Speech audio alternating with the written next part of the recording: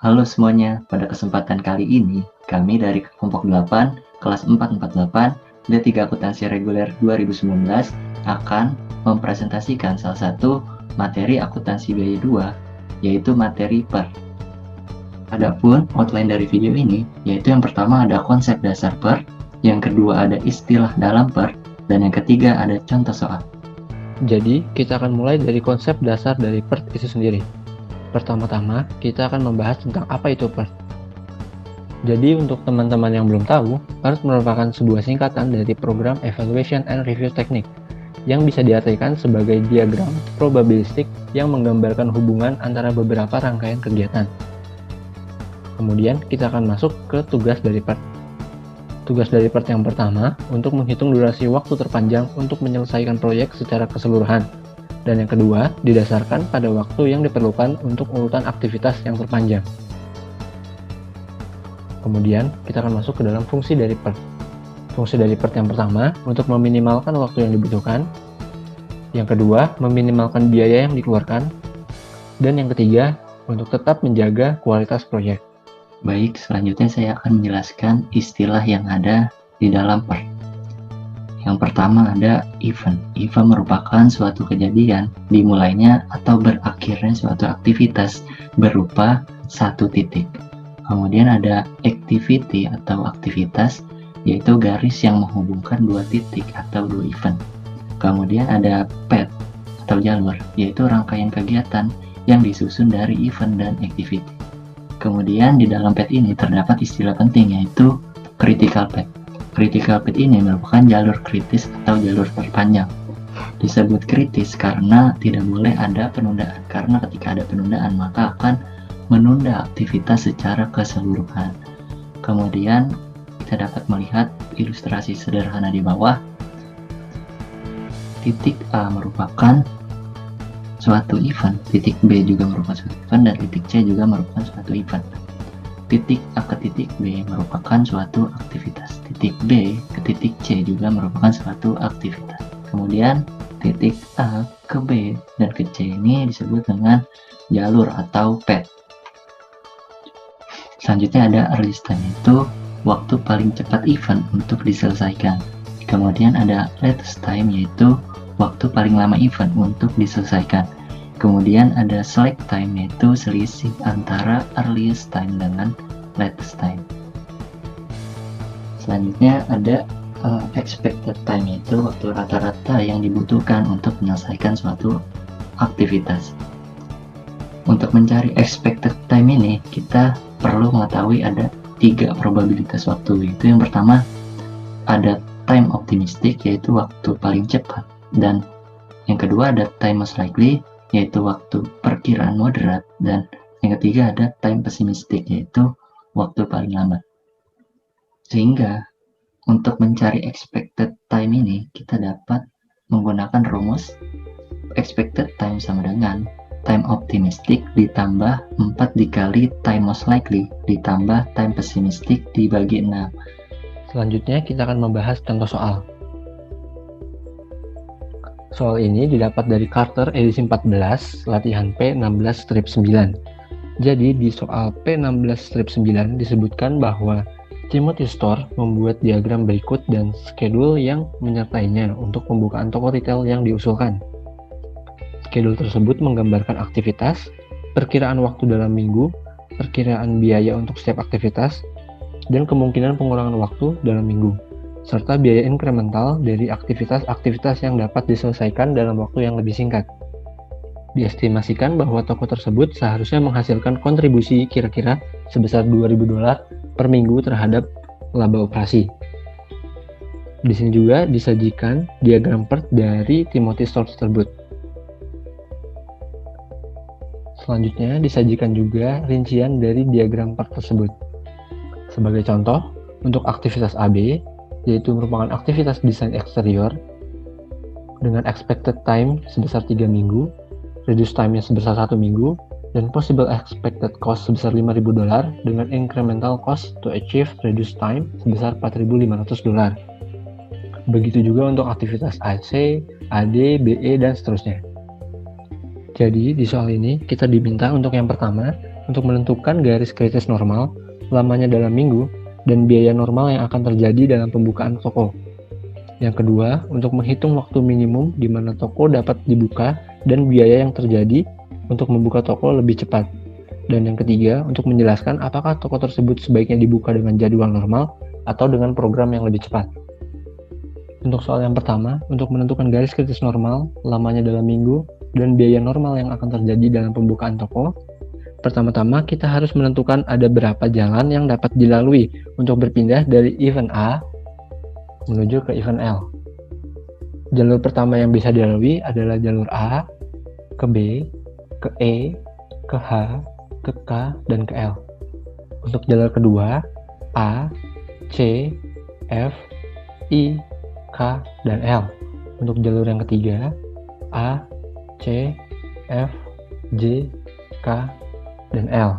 Dan untuk jalur yang keempat, A, D, G, J, K, dan L. Jadi dapat disimpulkan bahwa terdapat 4 jalur untuk berpindah dari event A ke event L.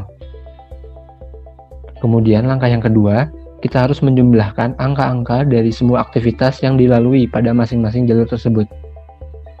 Untuk jalur pertama, yaitu jalur dari A, B, E, H, K, L, kita akan menjumlahkan 3, yaitu aktivitas dari A ke B, kemudian aktivitas dari B ke E, 5, kemudian ditambahkan lagi dari aktivitas E ke H, yaitu 1, dan aktivitas H ke K, yaitu 1, dan aktivitas K ke L, yaitu 1. Kemudian diperoleh total waktu sebesar 11 minggu. Untuk jalur yang kedua, yaitu jalur A, C, F, I, K, dan L, kita akan menjumlahkan sejumlah 2, ditambah 2, ditambah 1, ditambah 1, dan ditambah 1. Dan diperoleh total sebesar 7 minggu. Untuk jalur yang ketiga, yaitu jalur A, C, F, J, K, L, kita menambahkan 2, ditambahkan 2, ditambahkan 3, ditambahkan 2, dan ditambahkan 1. Dan terdapat total sebesar 10 minggu. Dan untuk jalur yang terakhir, yaitu jalur yang keempat, yaitu jalur A, D, G, J, K, L, kita akan menambahkan 1, ditambahkan 2, ditambahkan 1, ditambahkan 2, dan ditambahkan 1. Dan didapatkan total sebesar 7 minggu. Jadi, critical path atau garis kritis normalnya adalah jalur A, B, E, H, K, L atau jalur yang pertama, karena merupakan jalur terpanjang dengan lama waktu sebanyak 11 minggu untuk penyelesaian proyeknya. Kemudian untuk biaya normalnya, kita harus menjumlahkan biaya-biaya dari semua aktivitas yang ada. Nominal biaya ini kita dapat di slide sebelumnya. Di sini kita akan menjumlahkan semua aktivitas yang ada tanpa terkecuali. Jadi, aktivitas AB sejumlah $5.000 akan kita tambah dengan aktivitas AC sebesar $500, ditambah lagi dengan aktivitas AD sebesar $500, dan begitu seterusnya sampai semua aktivitas telah dijumlahkan. Dan kita dapat total biaya normal sebesar $85.000. Selanjutnya adalah soal nomor 2. Soal nomor 2 ini masih berhubungan dengan soal nomor 1. Soal nomor 2, ini kita disuruh untuk menghitung waktu minimum di mana toko dapat dibuka dan biaya yang terjadi untuk membuka toko lebih cepat. Dari soal pertama, diketahui bahwa ada 4 jalur dan jalur critical path-nya adalah jalur A, B, E, H, K, L karena ini merupakan jalur terpanjang dalam penyelesaian proyek itu sebesar 11 minggu. Cara yang pertama adalah kita potong jalur critical path, yaitu jalur A, B, E, H, K, L, di mana jalur A, B, E, H, K, L ini memiliki aktivitas A, B, B, E, H, H, K, dan K, L, dan untuk expected time dan reduced time-nya ini sudah diketahui di soalnya. Tinggal kita masukkan ke tabel, dan untuk delta time ini merupakan selisih antara expected time dengan reduced time-nya. Untuk cost-nya juga sudah diketahui dari soalnya. Untuk aktivitas A, B, dan B, E, karena memiliki reduced time, maka kita bisa cari delta time-nya. Yaitu untuk A, B di sini 3 dikurangkan dengan 1, hasilnya 2. Dan untuk aktivitas B, E, memiliki expected time 5 dan reduced time-nya 3.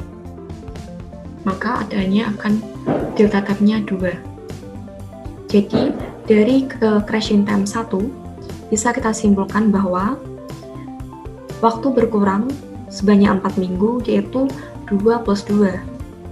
Dan biaya tambahan atas pemotongan waktu tersebut adalah 8.000, yaitu berasal dari aktivitas AB dan BE, di mana masing-masing untuk tambahannya ada 4.500 tambahkan dengan 3.500, totalnya 8.000. Setelah adanya pemotongan waktu, maka akan terjadi perubahan pada jalur ABE HKL saja, yang awalnya 11 minggu berubah menjadi 7 minggu. Dan sekarang, untuk critical path terbaru adalah jalur ACF JKL sebesar 10 minggu, maka ini nantinya yang akan kita potong untuk crashing time yang kedua. Untuk crashing time kedua, jalur yang kita potong adalah ACF JKL karena ini merupakan critical path terbaru dengan aktivitas AC, CF, FC, JK, dan KL sama. Untuk expected time dan radius time-nya ini sudah diketahui di soalnya, tinggal kita masukkan ke tabel. Dan untuk delta time ini merupakan pengurangan atau selisih antara expected time dengan radius time-nya.